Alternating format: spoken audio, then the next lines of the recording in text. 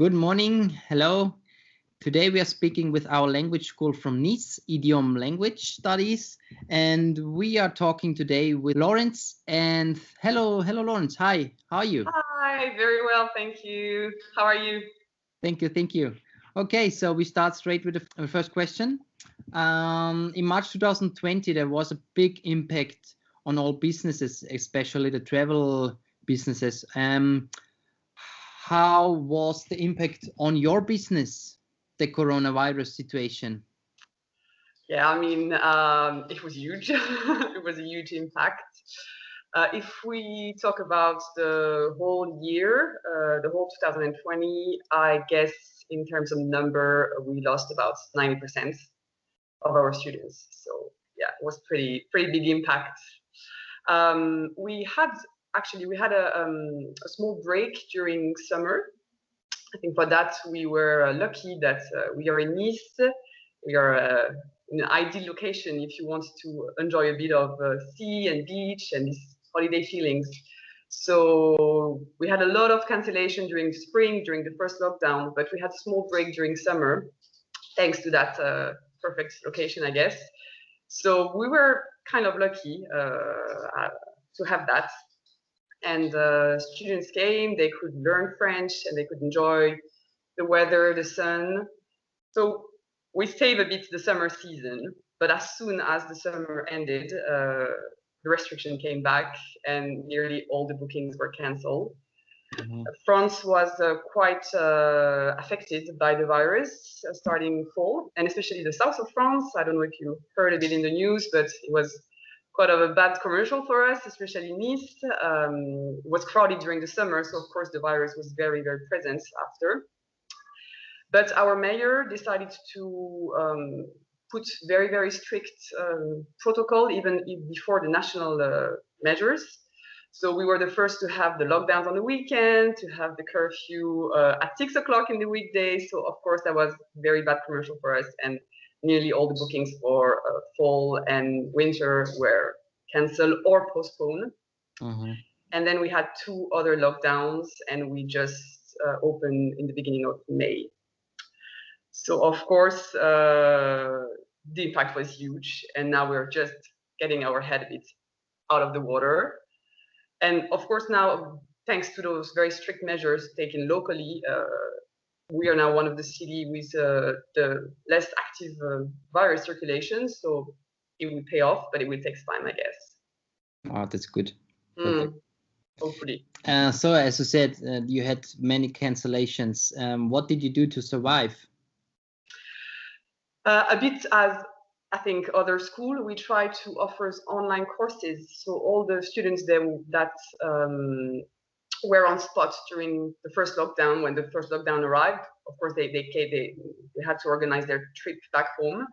But we try to turn their group course into individual online class instead of completely canceling their stay. So for the student that already booked a stay with us, it worked a little bit. But honestly, it was not such a big success.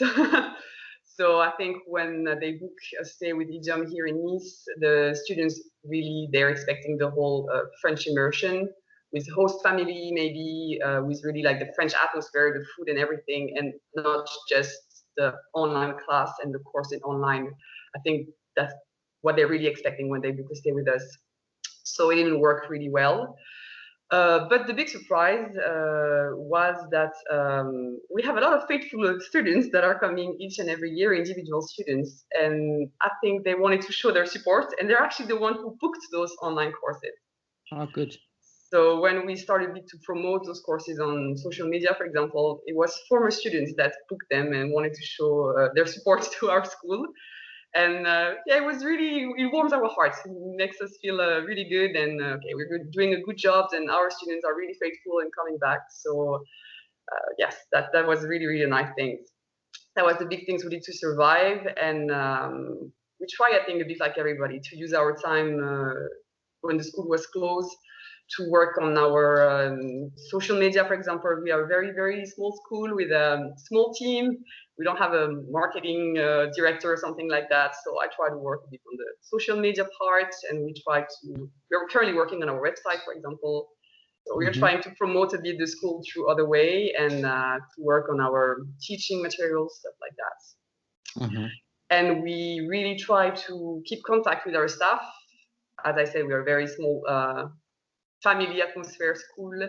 So even during the lockdown, even when the school was closed, we try to put a weekly appointment, a weekly meeting with the staff to keep us sane, I think, a bit as well. And yeah, to keep the link and to keep working with each other, working on new projects, or just to check on everybody. So that was also a way to survive during that period, but it was a challenging time. Yeah, it's true. Another question, where did you get most of the students from before, like the website or the agencies? So I think since the school started and exists, we have been working mainly with agencies. I think 80%, about 80% of our students are coming from agency. So we have agency we've been working with for many years. We build a very strong and trustful relationship with them. And yeah, they are the one who is, I think they are well aware of what we are offering, the packages, our courses, so they can sell and advise our school better, I think, than anyone else. And we are hoping that also all the agencies we are working with are doing well, and I know it's a hard time also for them, and that we can be back on track, school and agencies, as soon as we can. But yes, they are very trustful partners, and I think that relationship is not going to change even with the pandemic right now.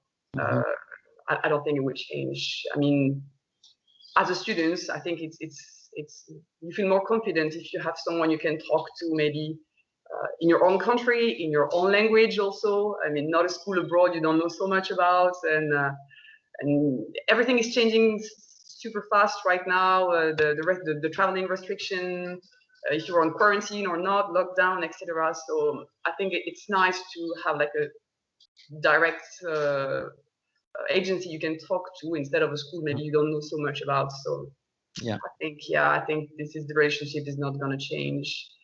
So yeah, I would say about 80%, and the remaining 20 would be direct clients and or recommendation maybe from former students that are talking about us to friends or colleagues or stuff like that. But yeah, mainly the business come from agencies. I can tell that, yeah, we had good feedback from our groups, from our Austrian groups when they came to you. So, and there are also very faithful clients coming every year, and yeah, it's always a pleasure to have them and welcome them here. Okay, next question about the financial support. Did you get any financial support from your country? Yes, we did. Yes, we did.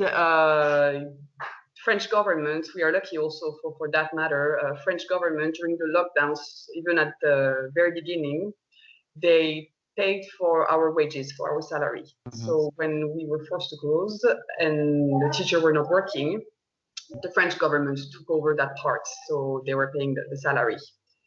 Of course, that's also a bit of a problem because we are an area French for foreigners, and we cannot work with the local, I mean with the French, not like the restaurants or the hotels or stuff like that maybe can save a bit the season. So we were not related to that tourism business at the first place. So we didn't get all the helps at the beginning. But all the school, they gather together and they work together. So now we are also part of that tourism business, and we also receive some extra money to help us with the charges with the rent, for example, or stuff like that. That took a bit of time because we were in that domain that was a bit in between, but now it's okay. So yes, we also receive a bit extra help for the daily charges of the school. So I don't know, now that the lockdown is off and everything is starting back to normal, I don't know if that will continue for the summer maybe. But yes, we did get help, and luckily, because otherwise I think it would have been really challenging without it. Did you have any Erasmus Plus projects in the past? Yes, we did. We applied a few years ago to get the number to this accreditation to Yeah. receive the Erasmus Plus students, and yeah, we did a few of them. So we had a few groups coming from countries, a few student group, the Erasmus Plus, and we had a few individual. I think every year we have a few, not many, but a few. And they are mainly focusing, yes, on general French. So they need sometimes a special program that we have to adjust a little bit. But yeah, we did, and I think it's a really great opportunity actually for the European mobility, this Erasmus Plus project. And I hope it will expand actually a bit in the future. Maybe it will be a bit hard for students coming from far away. So I hope in Europe it will expand. Yeah, last question about the pandemic. What are the perspectives for 2021, 2022? I think what we noticed last summer is that we had a lot of last-minute bookings. And I think for this summer, it will be a bit the same. I hope, finger crossed, that people, they really are waiting the last minute to book a flight or to see how the situation is in the country they want to visit. So it's a bit hard to have any plans for this year, but I think hopefully the summer will be okay. Maybe a bit last minute, but okay. And also we have a massive vaccination campaign here in Nice. I mean, everybody can get a vaccine now. So maybe also that will help us a little bit. And we are a very touristic destination. So yes, I think that the summer will be all right. But it will definitely not be a normal year. I think all the professional tourism business are staying the same. So for individual students, I think, yeah, we could maybe save the season, the summer season, but definitely for scholar groups and everything, we are expecting back to normal, maybe September 2022, I guess. Yeah. For the group, for the scholar group. But yeah, hopefully individual will start to come over, and I think everybody is a bit tired of the situation, and they want to travel and see other things and enjoy a bit more. So now everything is back to normal in France. Coffee and restaurants and everything are open on terrace. So I think situation will be back on track hopefully in a few weeks, and we will see the bookings coming for the summer season. Okay, Laurence, thank you very much for the interview. My pleasure. For your time, and we wish you the best from School Sensations, and talk to you soon. Talk to you soon. Thank you, Andreas. Bye-bye. Bye.